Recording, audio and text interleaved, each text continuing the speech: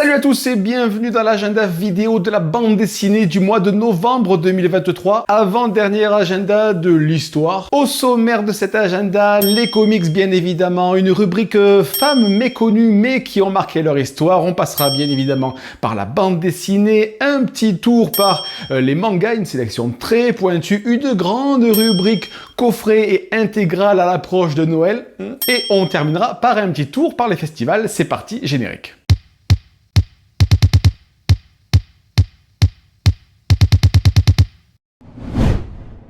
Au niveau des comics, on commence par Edward, le héros super chez Vraum. Passionné par les super-héros, Edward gagne le pouvoir de voler. Alors qu'il cherche un adversaire à combattre, sa petite amie est enlevée par un mystérieux ennemi. Chez Urban Comics, c'est le premier tome de Vanish, rien à voir avec la lessive, je pense. Un adolescent célébré comme un héros pour avoir triomphé de Vanish, un mage noir, est tombé dans la toxicomanie et la paranoïa. Il apprend alors qu'une nouvelle équipe de héros fait son entrée en ville, ce qui l'intrigue. Premier tome à 10 €. Toujours chez Urban, c'est la seconde intégrale de Gideon Falls, magnifique série. Jeff Lemire, Andrea Sorrentino, The Dream Team. Norton et Clara sont piégés dans la petite ville de Gideon Falls en compagnie d'un psychopathe meurtrier dans une autre dimension. Le père Fred et Angie combattent l'évêque dans la grande ville. Chez Vestron, c'est les Tortues Ninja, l'adaptation du film de 1990.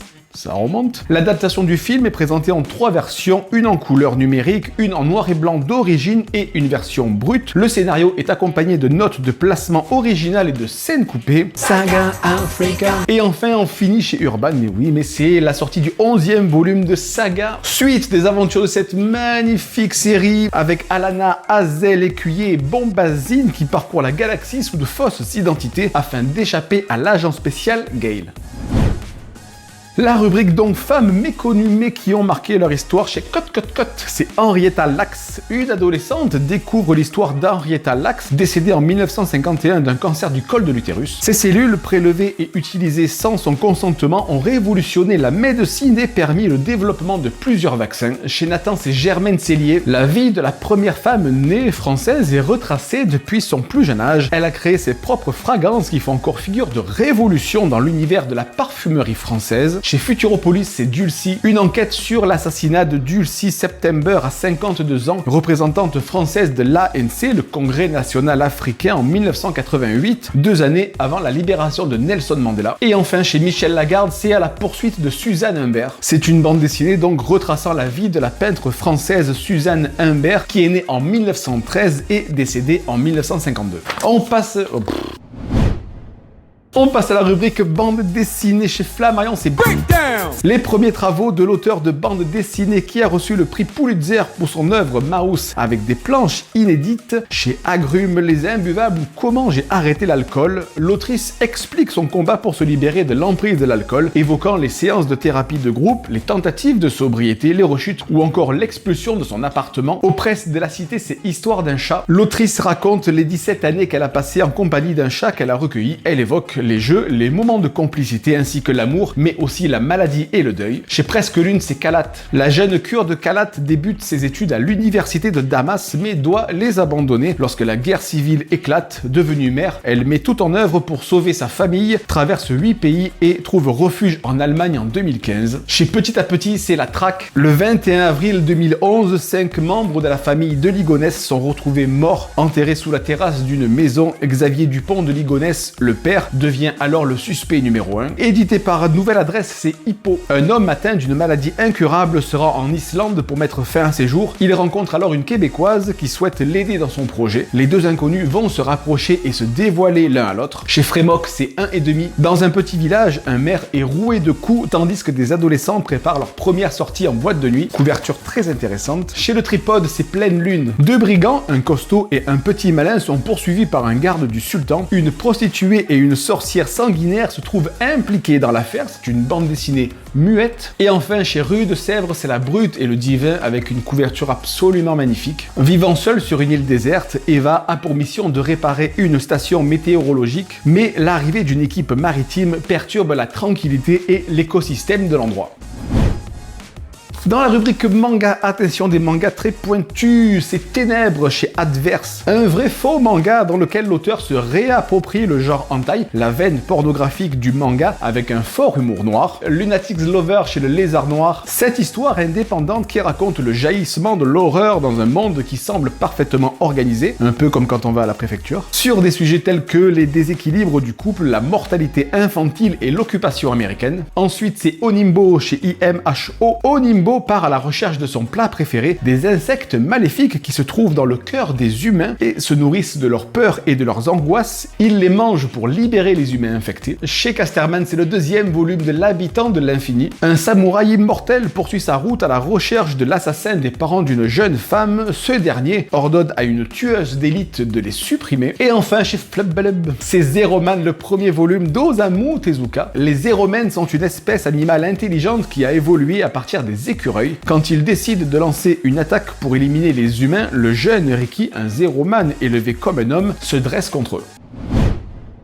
Évidemment, comme c'est bientôt Noël, beaucoup de sorties au mois de novembre et bizarrement assez peu au mois de décembre. Du coup, j'ai noté quelques coffrets et intégrales à glisser sous le sapin. Chez Ankama, la sortie de 2 coffrets découvertes, tome 1 et 2, Freak Squill et Funérailles, tous les deux de Florent Maudou. Chez Daniel Maguen, c'est la sortie de l'intégrale de On Mars de Sylvain Rudberg, un polar scientifique. Chez Dargo, à noter la sortie l'intégrale de Katanga de Fabien Nury, l'auteur entre autres de Tyler Cross. Chez Delcourt, 3 sorties à noter. Jour J, une édition spéciale sur Kennedy, le coffret des tomes 1 à 6 de la série Les 5 Terres, et enfin un coffret d'open bar de Fab Caro, le dieu Fab Caro, avec le volume 1 et le volume 2. Chez Fluide Glacial de sortie, le petit théâtre des opérations, les tomes 1 et 2, ainsi qu'on revient sur Fab Caro, avec l'intégrale de Amour Passion et CX Diesel. Chez Futuropolis, c'est la sortie en intégrale des 5 volumes d'Urban, là aussi c'est un polar futuriste. Chez Gallimard, Pénélope Bagieux publie sa série Culottée en intégrale. Chez Glénat, 4 sorties à noter. Les Fils d'El Topo en coffret avec un DVD, c'est un western. Ensuite, on note les tomes 1 et 2 de Kersten Médecin d'Himmler. On reste malheureusement sur les nazis avec les 3 tomes de la série Hitler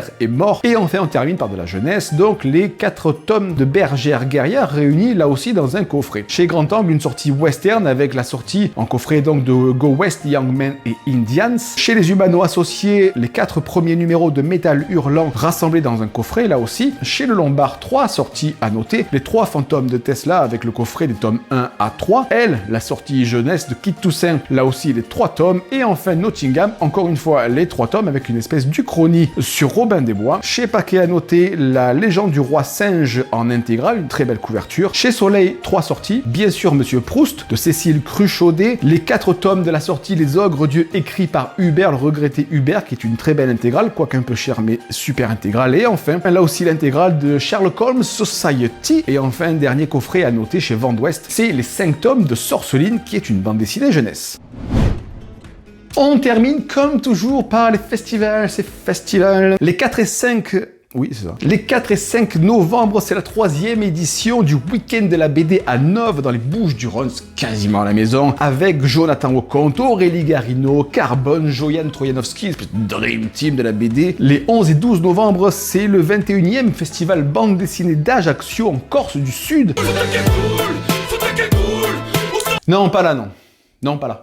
Avec Alexis Nem, Corbéran, Alexis Santenac. Toujours les 11 et 12 novembre, c'est le 34e festival de la bande dessinée La Bulle d'Or à Brigné, avec Jean-Claude Bauer, Christophe Aliel, Adeline Avril. Du 17 au 19 novembre, c'est le 37e festival de la bande dessinée de Colomiers, avec Jérémy Perraudot, Agnès Eustache, Chariot Spiral, Fabrizio Dori. Super festival. Et enfin, les 25 et 26 novembre, c'est la 27e édition du festival BD dans l'Ain à Bellegarde sur Valzerine. Et évidemment, vous n'oubliez pas la bande des comics les 1er, 4e samedis du mois sur Radioactive, de 11h à midi, 100 FM si vous êtes sur l'aire toulonnaise. Sinon, vous avez le site internet et vous avez même les podcasts. On retrouve toute la Dream Team de la BD avec RD, avec Jay, avec Gilou, le professionnel. Et pendant 1 heure, on parle de bande dessinée, de tout. Et moi, je fais des blagues. Merci d'avoir suivi cet agenda de la bande dessinée du mois de novembre 2023. Avant-dernier agenda, attention, warning, attention. Évidemment, les commentaires sont ouverts pour me dire ce que vous avez noté. Je vous dis à très bientôt. Ciao. Qu'est-ce que tu fais habillé comme ça? Mais Mais tu vois pas que t'es ridicule? Oui, d'accord, c'est Halloween, mais tu fais peur à personne. Mais grandis en plus un peu, j'ai pas, t'as 40 ans quoi, arrête de te déguiser. Tu ne fais peur à personne. On peut savoir à qui tu parles? Oh putain, il y en a un deuxième.